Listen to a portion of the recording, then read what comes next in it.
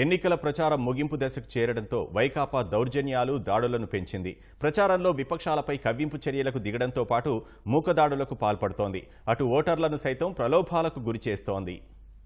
నంద్యాల జిల్లా బనగానపల్లిలో వైకాపా శ్రేణులు రెచ్చిపోయాయి. పట్టణంలోని మార్కెట్లో తెలుగుదేశం కార్యకర్తలపై వైకాపా కార్యకర్తలు రాళ్లదాడికి పాల్పడ్డారు. వైకాపా అభ్యర్థి కాటసాని రామిరెడ్డి కుమారుడు కాటసాని ఓబుల్ రెడ్డి ప్రచారం చేసి వెళ్లిపోయిన తర్వాత కొద్దిసేపటికి అక్కడికి తెలుగుదేశం అభ్యర్థి బీసీ జనార్దన్ రెడ్డి భార్య ఇందిరమ్మ వచ్చి ఎన్నికల ప్రచారం చేశారు. అక్కడే ఉన్న వైకాపా కార్యకర్తలు రాళ్లదాడికి దిగారు. తెలుగుదేశం శ్రేణులు ప్రతిఘటించడంతో గొడవ పెద్దదైంది. పరస్పరం కుర్చీలతో దాడి చేసుకున్నారు. విషయం తెలుసుకున్న కాటసాని ఓబుల్ రెడ్డి మళ్లీ మార్కెట్కు రావడంతో పరిస్థితి ఉద్రిక్తంగా మారింది. పోలీసులు ఇరు వర్గాల్ని అడ్డుకున్నారు.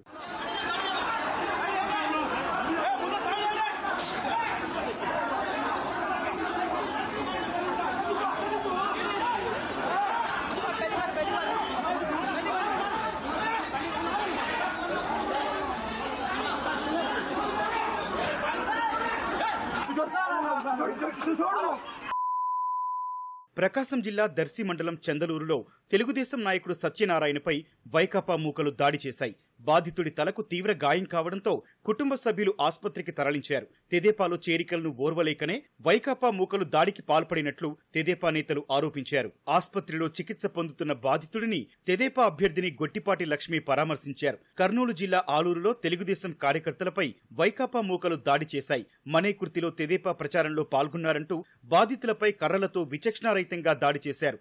ఘటనలో 4 కార్యకర్తలకు తీవ్ర గాయాలు కావడంతో ఆలూరు ప్రభుత్వాసుపత్రికి తరలించారు. వైకాపా నాయకులు ఎన్నికల ఉల్లంఘనలకు పాల్పడుతున్నారు. ఓటర్లను ఆకట్టుకునేందుకు తాయిలాలు అందిస్తున్నారు. శ్రీ సత్యసాయి జిల్లా పెనుకొండలో వైకాపా అభ్యర్థి ఉషశ్రీ చరణ్ ఫోటోతో ఓటర్ స్లిప్పుల కూపన్లు పంపిణీ చేశారు.